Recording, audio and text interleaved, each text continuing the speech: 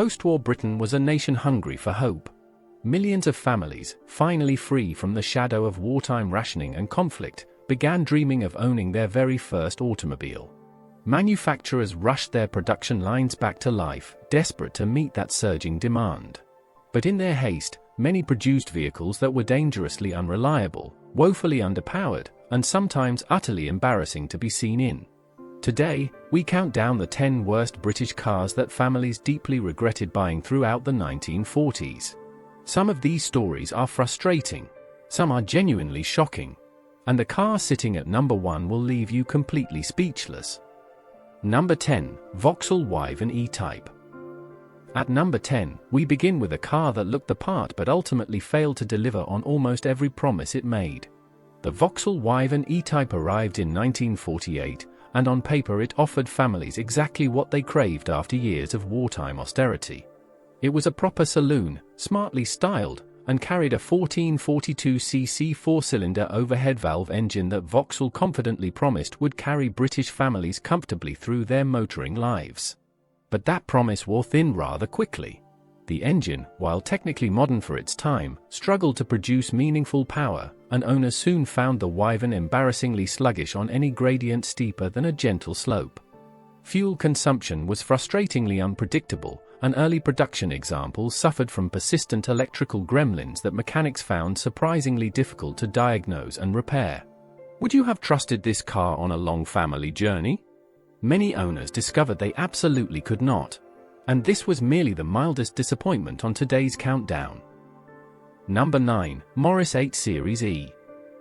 Coming in at number 9 is the Morris 8 Series E, a car that represents exactly what went wrong when manufacturers simply dusted off pre-war blueprints and sent them straight back to the factory floor without a second thought.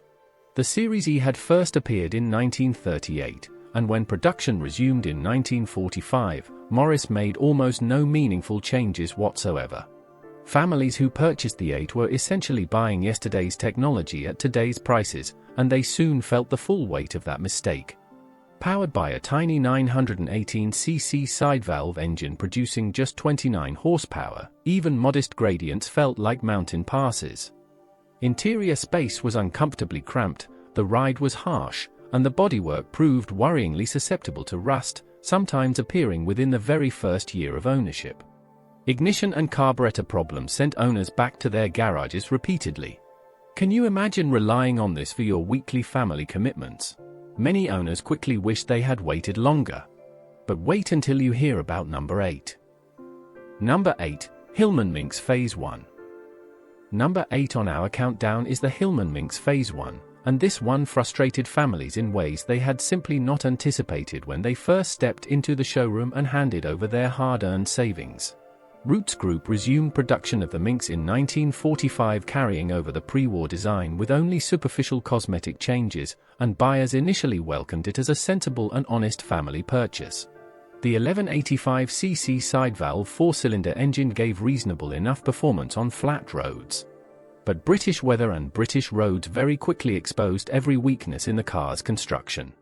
The bodywork was particularly troublesome, with panel gaps appearing alarmingly early and rust taking hold in the door sills long before it had any right to.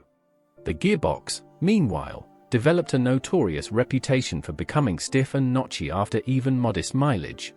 Families found themselves making frequent and expensive repairs during a period when household budgets were already stretched painfully thin. And if you think the Minx was problematic, the car at number 7 had an even more fundamental flaw altogether. Number 7, Standard 8. At number 7, meet the Standard 8, a car so stripped back and so chronically underpowered that families who purchased one during the mid-1940s often felt genuinely deceived by the experience of ownership. Standard Motor Company restarted production in 1945 with this compact family saloon built around an 803cc side-valve 4-cylinder engine, producing the kind of power output that could most charitably be described as barely adequate for British roads. On paper, the 8 was affordable and practical, attracting hundreds of young families hoping to access private motoring for the very first time. But the reality of daily ownership proved sobering. The engine strained constantly on anything beyond flat tarmac, crawling up hills at speeds that brought genuine embarrassment and considerable frustration to drivers and their passengers alike. Interior appointments were sparse to the point of austerity, offering almost nothing beyond the bare necessities. Mechanical consistency was poor throughout its entire production life. Many owners could not understand why they had spent their savings on something this limited. The story behind number 6 cuts even deeper. Number 6, Austin A40 Devon.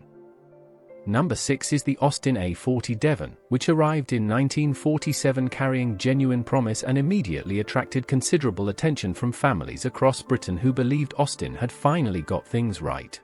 Austin had worked hard on this model, offering a proper modern unitary body construction and a 1200cc overhead valve 4-cylinder engine that felt considerably more contemporary than many of its immediate rivals. Early sales were strong, and buyers were genuinely enthusiastic. But that enthusiasm did not last nearly as long as anyone had hoped. Early production examples were plagued by persistent water leaks that proved astonishingly difficult to trace and permanently resolve, and British rainfall found its way into the cabin with truly extraordinary persistence. Rust followed, appearing within 18 months on door sills and floor sections that should have held for years. The gearbox developed a reputation for whining noisily in the lower ratios, becoming an unwelcome constant companion on every family journey. Let us know in the comments if you have ever encountered one of these. The frustration only deepens from here as we approach number 5. Number 5, Singer SM1500. Halfway through our countdown at number 5, we find the Singer SM1500, and this is precisely where the disappointments begin to feel genuinely significant rather than merely inconvenient.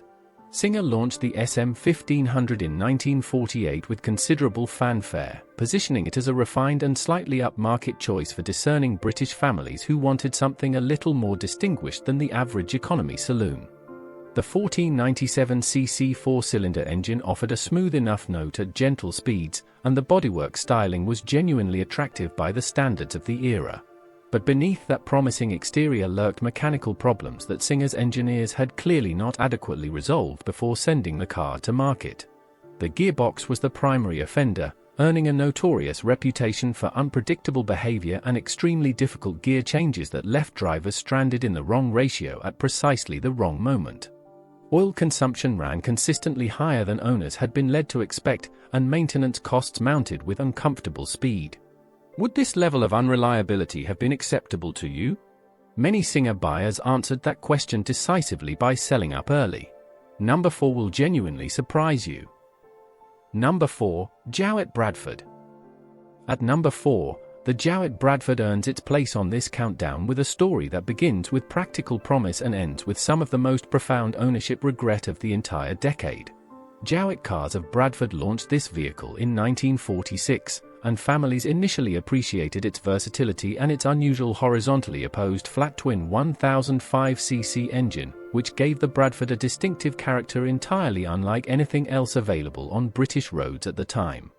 But character, it turned out, did not compensate for comfort. The Bradford had been developed directly from a commercial van, and no amount of body styling could disguise the brutal truth of its van heritage. Ride quality was punishing over anything except the very smoothest tarmac, and the bench seat arrangement provided passengers with virtually no lateral support whatsoever through corners. The flat-twin engine, while mechanically interesting, proved rather temperamental in cold weather and difficult to keep properly tuned across changing seasons. Families who had imagined pleasant Sunday journeys found themselves enduring something considerably closer to physical ordeal. The next entry is considerably worse. Number 3, Lanchester 10. At number 3, the story becomes genuinely shocking, and the Lanchester 10 is entirely responsible for the disbelief. Lanchester was a name that carried authentic prestige in British motoring circles, and when the 10 appeared in 1946, families with aspirations towards quality and refinement were naturally drawn to its dignified image and its 1287cc 4-cylinder engine, which promised the kind of smooth and composed progress entirely befitting the celebrated Lanchester name. The purchase price reflected that prestige convincingly, placing the 10 firmly at the upper end of what ordinary families could realistically stretch their budgets to afford. What they received in return, however, was deeply and bitterly disappointing. Electrical reliability proved a persistent nightmare, with components failing repeatedly and leaving owners without functioning lights, instruments, or starter capability at the most inconvenient moments imaginable. Body construction also proved far less durable than the price suggested, with corrosion appearing in areas that pointed strongly to manufacturing shortcuts. Families felt genuinely betrayed by a nameplate that had promised them so much more. The very worst, however, is still to come. Number 2, Standard Vanguard Phase 1. Number 2 on our countdown is the Standard Vanguard Phase 1. And this one represents something genuinely close to automotive catastrophe for the thousands of families who bought it in good faith from 1948 onwards. Standard had thrown considerable ambition into the Vanguard project, designing a boldly transatlantic-styled saloon around a 2088cc four-cylinder engine and marketing it aggressively as Britain's definitive answer to modern post-war family motoring. Initial enthusiasm was enormous across the country. But the Vanguard had been rushed to market before its engineers had resolved a lengthy catalogue of serious problems that would have benefited greatly from additional development time. Overheating became a recurring crisis, with the cooling system proving wholly inadequate under sustained driving conditions. Rust attacked the bodywork with alarming speed, particularly around the rear wheel arches and sills. The transmission developed a reputation for unreliability that spread rapidly and damaged Standard's good name considerably. Families who had spent serious money on the Vanguard felt genuinely and deeply let down. But nothing on this list compares to what is coming. Number 1 is truly unforgettable. Number 1, Bond Minicar Mark A. And at number 1, the most genuinely embarrassing British car that any family could have bought during the entire 1940s, we arrive at the Bond Minicar Mark A, introduced in 1949, and this vehicle stands completely alone in our countdown when it comes to the sheer depth of regret and public humiliation it inspired. Built by Sharp's Commercials in Preston, the Bond Minicar was a three-wheeled micro-car powered by a single-cylinder 122cc VS two-stroke motorcycle engine mounted directly over the solitary front wheel, producing just 5 horsepower. 5!